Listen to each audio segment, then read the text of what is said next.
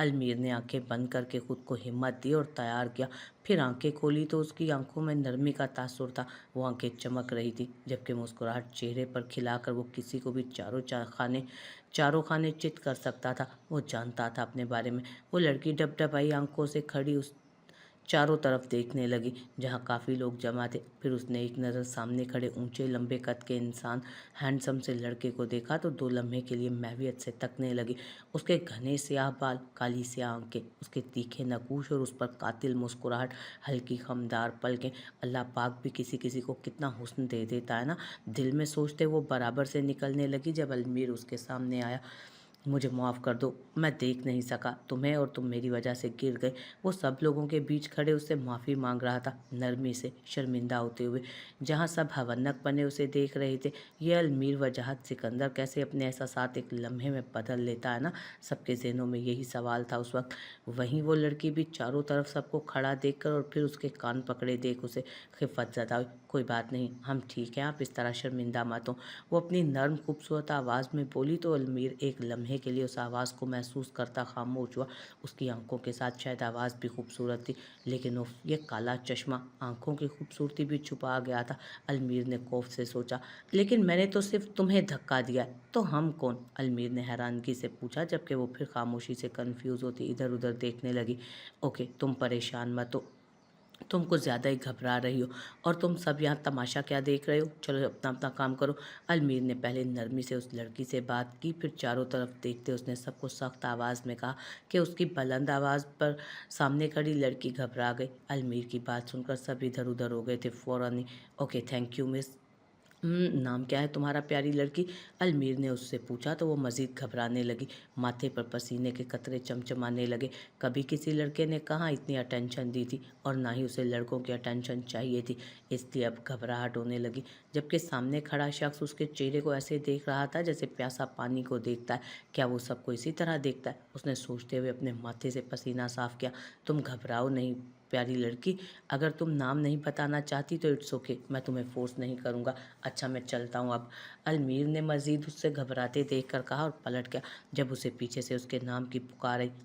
हमारा नाम हाला यूसुफ।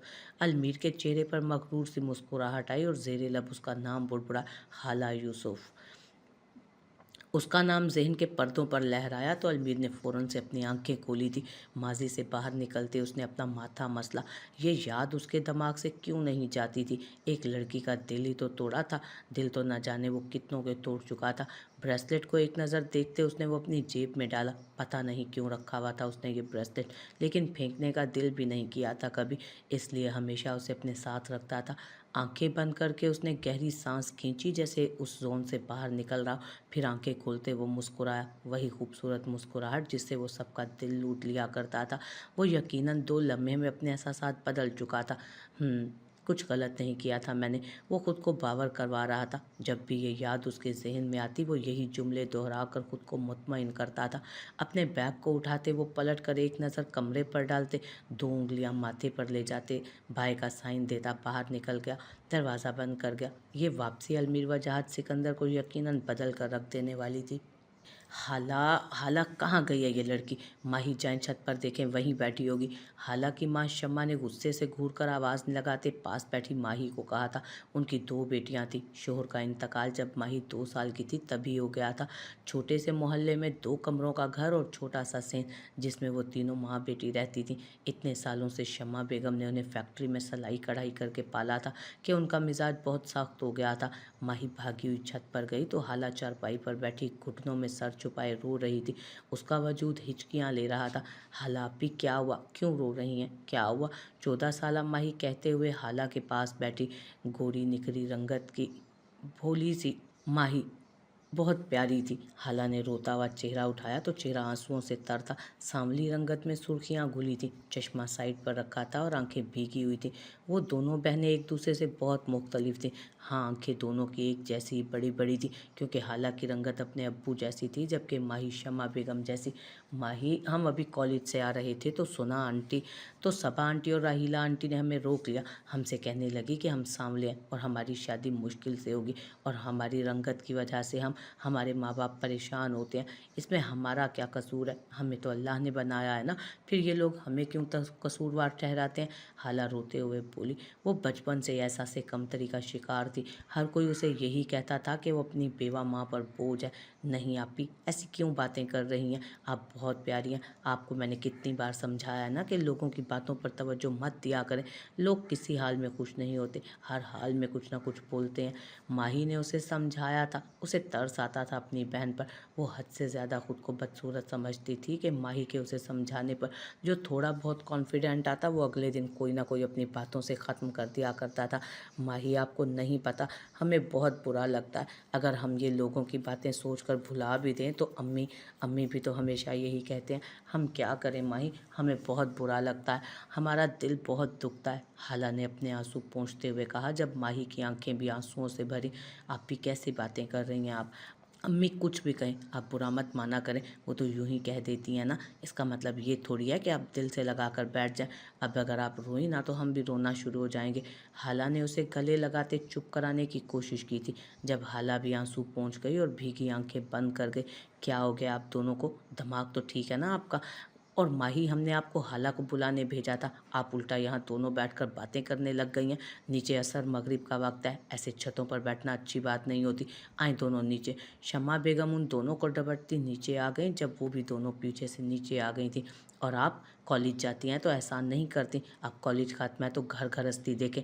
इतनी बड़ी बड़ी लड़कियां तो पूरे घर संभाल कर रखती हैं और आप इतनी बड़ी होकर बस यूं ही पड़ी रहती हैं, ना खाना बनाना आता है। क्या करें हम आपका? एक तो अब्बा आपके ऐसी बेटी छोड़कर चले गए, सांवली रंगत मुसीबत बनेगी हमारे लिए, कैसे संभालेंगे हम ये सब? समा बे शमा बेगम बोली तो शमा बेगम बोलते हुए उसके कमरे से बाहर आ गई। जबकि हाला का दिल एक बार फिर खराब हुआ था, लेकिन आंसू रोकते वो शमा बेगम के पीछे कमरे से बाहर आई थी। अम्मी, हम यूनिवर्सिटी में एडमिशन लेना चाहते हैं, हाला ने कहा तो शमा बेगम पलटकर गुस्से से उसे देखने लगी। पैसे नहीं है हमारे पास मजीद आप पर बहाने के लिए, बस कोई अच्छा सा रिश्ता ढूंढ रहे हैं हम। कोई आपके जैसा ही सांवली रंगत का लड़का ढूंढकर शादी कर देंगे आपकी, क्योंकि अपना खूबसूरत जवान बेटा तो कोई आपको देने से रहा। शम्मा बेगम गुस्से से बोलती हुई पलंग पर बैठी थी कि पास खड़ी माही भी चिढ़ने लगी थी अब अपनी माँ की बातों से। कैसी बातें करती हैं अम्मी, आपकी अपनी बेटी हैं ये, आप ही ने पैदा किया है, इस तरह से बातें मत किया करें आप ही से, हमें अच्छा नहीं लगता। माही गुस्से से बोली थी कि शमा बेगम ने तेज़ नज़रों से उसकी ज़ुबान दराजी पर उसे घूरा। आप जाएं अपने कमरे में और पढ़ाई करें, फाइनल्स होने वाले हैं ना। शमा बेगम के कहने पर वो हाला को देखने लगी जो उसे देखती नज़रों से अंदर जाने का कह रही थी। अम्मी, हम अभी शादी नहीं करना चाहते, प्लीज़ हमें लॉ पढ़ना है, प्लीज़ अम्मी, हमारी ये ख्वाहिश है, प्लीज़ आप हमें इजाज़त दे देना। वो अपनी माँ के पास बिस्तर पर बैठती कहने लगी तो वो उसे घूरने लगी। दिमाग ख़राब है? कानून पढ़कर किसको सूली पर लटकाना चाहती हैं आप? शमा बेगम की बात पर हानम की आंखें फिर से भरने लगी थी। अम्मी प्लीज़, हमने स्कॉलरशिप के लिए भी अप्लाई किया, यकीन करें अगर वो हमें मिल जाती है तो फिर आपसे पैसे भी नहीं लगाने पड़ेंगे आपको। अम्मी प्लीज़ हमारी बात मान लें। उसके ज़िद करने पर शमा बेगम खामोश होते उसे देखने लगी। अम्मी प्लीज़, अगर आपको कोई रिश्ता समझ आ गया तो हम शादी के लिए राज़ी हो जाएंगे, लेकिन प्लीज़ हमें पढ़ाई से तो ना रोकें। हाला ने फिर उन्हें मनाना चाहा तो शमा बेगम कुछ लम्हे सोचने के बाद इस बात में सर हिला गई। लेकिन अगर कोई अच्छा रिश्ता समझ आ गया तो हम आपकी शादी में देर नहीं करेंगे। वैसे भी सांवली रंगत पर रिश्ते ना आने के बराबर ही होते हैं, इसलिए हम देर नहीं करना चाहते। शमा बेगम की बात पर हाला ने डबडबाती आंखों से नज़रें झुकाई, फिर बमुश्किल मुस्कुराई। आंसू हलक में उंडेलते वो बमुश्किल मुस्कुराई थी। थैंक यू अम्मी, बहुत बहुत शुक्रिया। हाला की बात पर 2 लम्हों के लिए शमा बेगम ने उसका सुर्ख चेहरा देखा, फिर नज़रें फेर गईं। हाला खामोशी से उठकर अपने कमरे की तरफ आ गई। आज वो पूरा रास्ता ज़ावियार को कोसती हुई आई थी। पूरे दिन वो आज 2 बार उसकी बेइज्जती कर चुका था, और ऐसी बेइज्जती कि हानम भुलाए ना भूलती। उसने सोच लिया था कि इतनी आसानी से उस वजाहत सिकंदर को छोड़ेगी नहीं। घर के करीब आते देखा तो अंदर से शोर की आवाज़ें आ रही थी। वो भागी हुई अंदर आई। सामने नज़र पड़ी तो आलिया ज़ैद के बाल पकड़े हुई थी, जबकि वो खुद छुड़वाने की कोशिश कर रहा था खुद को। ज़ैद वो चीखती भागती उसके पास आई और आलिया बेगम के सख्ती से हाथ पकड़कर पीछे झटके। आपको शर्म नहीं आती? ये क्या हरकत है? छोटे से बच्चे के बाल नोच रही हैं। जहालत की सारी हदें पार कर दी हैं आपने। हानम ज़ैद को सीने से लगाते चीखती जा रही थी, जबकि आलिया का खुद का सांस फूल रहा था। अरे मैं क्यों शर्म करूं? इसे शर्म करवा। ये छोटा बच्चा है, शैतान से कम नहीं। ये देख इसने क्या किया, मेरे कपड़े काट दिए इसने, और तू इसे मासूम कह रही है। आलिया भी चीखी थी जब हानम ने गुस्से से ज़ैद को देखा, लेकिन फिर आलिया को देखते उसका बस नहीं चला कि कुछ उठाकर मार डाले उसको। तो आप अपनी जहालत दिखाने के लिए इसे मारने लगी? आप इसे समझा भी तो सकती थी। मुझे यकीन है आपने ही कुछ किया होगा, वरना मेरा भाई बिला वजह किसी से बदतमीजी नहीं करता। हानम ने गुस्से से कहा कि आलिया तंजिया मुस्कुराई। अरे अगर इतना यकीन है तुझे इस भाई पर तो जा, इसे लेकर निकल जा यहाँ से। क्यों रह रही है मेरे साथ? ये तो मेरे भाई का घर था, तेरा वो कुछ नहीं है। तुझे रास्ते से उठाया था, पता नहीं कौन सी गंदी नाली का कीड़ा तुझे पैदा करके फेंक गया, और मेरे भाई ने तुझे छत दी। ये तो मेरा एहसान मान जो मैं तुझे यहाँ रहने दे रही हूँ, वरना 2 मिनट में तुझे निकाल कर बाहर फेंक दूँ। आलिया ने अपनी जहरीली ज़ुबान से हानम पर वार किया था, जिसे सुनकर हानम की ज़ुबान तालू से जा चिपकी थी। यहाँ वो हमेशा खामोश हो जाती थी, और आज भी वो साकित हो गई। क्यों उसके साथ ऐसा होता था? क्यों हुआ था उसके साथ ऐसा? कौन थी उसकी माँ जो उसकी ज़ात पर इतना धब्बा लगाकर उसे रास्ते में मरने के लिए फेंक गई? उसका दिल छलनी हो गया था बचपन से अब तक इन लफ्ज़ों को सुन सुनकर। जहाँ सुबह से शाम तक आवारा गर्दियाँ करके आई है ना तू, इस फितने को भी ले जाया कर वहाँ, मेरे सीने पर मूंग तलने के लिए यहाँ ना छोड़ कर जाया कर। आलिया उसे खामोश देखकर फिर चीखी, जबकि हानम के मुंह में अल्फाज नहीं थे, और हानम को खामोश देख ज़ैद को गुस्सा आ रहा था। अब तुम खामोश हो जाओ, वरना इससे ज़्यादा तुम्हारा जीना हराम कर दूंगा। आज तो मैंने फिर भी तुम्हें फुफ्फो समझकर छोड़ दिया। ज़ैद आगे आते बोला कि आलिया ने अपनी बड़ी आंखों से उसे घूरा। अरे जा फितने, अगर आइंदा तू मेरे कमरे की तरफ भटका तो तेरी हड्डियां तोड़ दूंगी, समझा? आलिया बोलती हुई अपने कमरे की तरफ चली गई थी जब ज़ैद माथे पर बल डाले हानम की तरफ मुड़ा। हानम तुम खामोश क्यों हो गई? तुमने कुछ क्यों नहीं कहा इन्हें? मैंने कुछ भी नहीं किया। वो 3-3 बर्गर खा रही थी, मैंने बस इसे इतना यही कहा कि मुझे भूख लगी है, पैसे नहीं है, एक बर्गर मुझे भी दे दे। तो वो तीनों बर्गर मुझे दिए बगैर हड़प कर गए, इसलिए मैंने भी गुस्से में उसके कपड़े काट दिए। ज़ैद अपनी सफाई देते बोला था, लेकिन अभी भी वो खामोश थी। फिर खामोशी से अपने कमरे में चली गई तो ज़ैद भी उसके पीछे पीछे आया। बैग रखते उसने अपना हिजाब खोल दिया। खामोशी से वॉशरूम में जाते उसने अपना हाथ मुंह धोया, फिर बाहर आई तो ज़ैद अभी तक उसके इंतज़ार में खिड़की के पास बैठा था। वो उसके करीब आते बैग से 2 रोल निकालती उसके सामने रख गई। ये लो खा लो, हानम कहते पलट गई जब ज़ैद ने उसका हाथ थामा। क्या हुआ हानम, तुम मुझसे बात क्यों नहीं कर रही? तुम क्यों नहीं खा रही? ज़ैद ने उसका हाथ थामते हुए कहा। मुझे भूख नहीं है ज़ैद, तुम खा लो, हानम कहते उसके पास ही बैठ गई। हानम मैंने कुछ नहीं किया, वो आलिया पुप्पो खुद ही मुझसे पंगे लेती हैं, मैं सच कह रहा हूँ, ज़ैद ने कहते हुए उसे यकीन दिलाने की कोशिश की। कोई बात नहीं ज़ैद, लेकिन तुम्हें इस तरह उनके कपड़े नहीं काटने चाहिए थे, ये गलत बात है।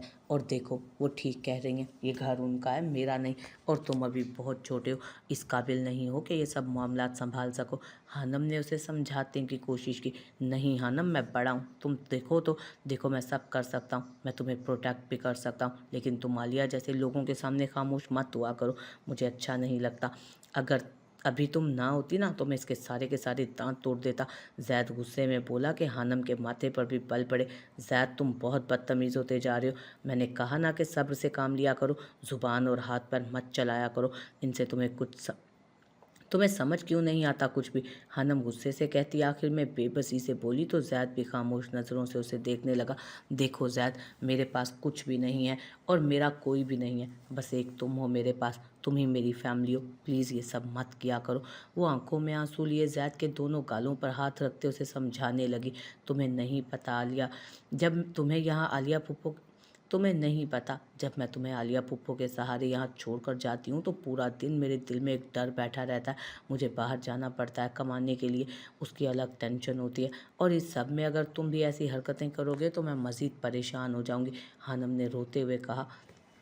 तो ज़ैद ने उसके आंसू पोंछे थे। हानम, तुम मेरी वजह से परेशान मत हुआ करो। मैं हूँ ना, मैं सब संभाल लूँगा। मैं बस जल्दी से अपनी पढ़ाई ख़त्म कर लूँ, उसके बाद देखना मैं बहुत कमाऊँगा और अलग घर लूँगा जहाँ मैं और मेरी बहन रहेंगे बस। ज़ैद की मासूम सी बातों पर हानम मुस्कुराई और इस बात में सर हिलाने लगी। ये लो खाना खाओ। अब मुझे पता है तुमने कुछ नहीं खाया होगा और उस मोटी फूफो की बातों की वजह से तुम खाओगी भी कुछ नहीं और फिर तुम्हारी शुगर लो हो जाओगी और तुम बेहोश हो जाओगी। इसलिए अब खाना खाओ वरना मैं भी नहीं खाऊँगा। ज़ैद के कहने पर हानम मुस्कुराई और खाने लगी। खाना खाते उसे सुलाते वो खामोशी से लाइट्स बंद करके पलट कर खिड़की के पास खड़ी हुई थी जहाँ से ठंडी हवा आ रही थी। पता नहीं कौन गंदी नाली का कीड़ा तुझे पैदा करके फेंक गया था। आलिया बेगम के कहे अल्फाज उसके कानों में गूंजे थे। उसकी आंख से एक आंसू टूट कर गिरा। आसमान की तरफ देखा था जहाँ हर तरफ बादल छाए थे। मेरा क्या कसूर था अल्लाह मियाँ? मैं कौन हूँ? मेरी क्या शनाख्त है? कौन थे मेरे माँ बाप? क्यों किया उन्होंने मेरे साथ ऐसा? क्यों नहीं सोचते लोग कि उनके ऐसे गुनाह का अंजाम वो बेकसूर भुगतते हैं जिसे वो अपने जिस्म से नोच कर गलती कहकर फेंक जाते हैं। वो शिद्दत से आंखें मीचते रो रही थी। मुठियाँ सब से भींच रही थीं कि उसकी आवाज़ सुनकर उसका भाई उठ ना जाए। वो किसी को ये आंसू नहीं दिखाना चाहती थी। वो कमज़ोर नहीं थी। हाँ, सिर्फ एक ज़ात के आगे रोकर अपने दिल का हाल सुनाती थी कि वही जानता था जिससे बात करके उसे सुकून मिलता था। या अल्लाह, देखिएगा, एक दिन मैं अपना एक नाम और एक पहचान बनाऊंगी। मुझे नहीं चाहिए किसी के नाम की शनाख्त। वो रोते रोते मिनमिनाई, बाबा मामा का एहसान है मुझ पर कि उन्होंने मुझे पाला, वरना मैं तो शायद आज जिंदा भी ना होती। मैं ये एहसान हमेशा याद रखूंगी। लेकिन ये ज़ख्म जो मेरे हकीकी माँ बाप ने मुझे दिए हैं ना, ये सारी ज़िंदगी मेरे साथ रहेंगे। अल्लाह मियाँ, मैं उसे नहीं भुला सकूंगी। मैं नहीं भुला सकूंगी उसे। वो मुंह पर हाथ रखते मुसलसल सिसकियाँ दबा रही थी। आंसू रवानी से बहे थे उसके। आज अफंदी साहब और नौरीन उसे शिद्दत से याद आए। वो ऐसी ही थी, अकेले में फूट फूट कर रोना और फिर सब्र से अपनी बिखरी हुई ज़ात की किरचियाँ समेट कर लोगों के सामने ये जाहिर करना कि वो बहुत खुश है। और गम तो शायद उसने देखे ही नहीं, लेकिन हकीकत में वो एक अजियत में जकड़ी हुई लड़की थी। ऐसी अजियत जिसका सारी ज़िंदगी कोई नेमुल बदल नहीं था।